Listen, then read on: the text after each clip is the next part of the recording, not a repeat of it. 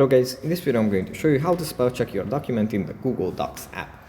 But before that, don't forget to subscribe and leave a comment down below, because at 10,000 subscribers I'm going to show you my whole YouTube revenue statistics and growth strategy.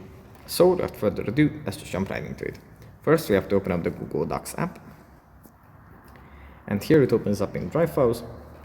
From here we just have to select the document that we want to edit. Here it opens up like this. We have to tap on the pencil icon to edit it. Then we go into the top right corner, tap on the three dots, and then tap on spell check.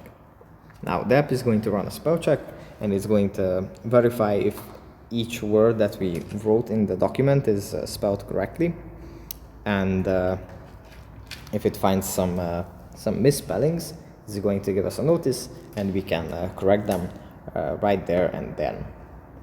So yeah, that's pretty much it for this video. Hope it was helpful for you guys, and I'll see you in the next one. Bye.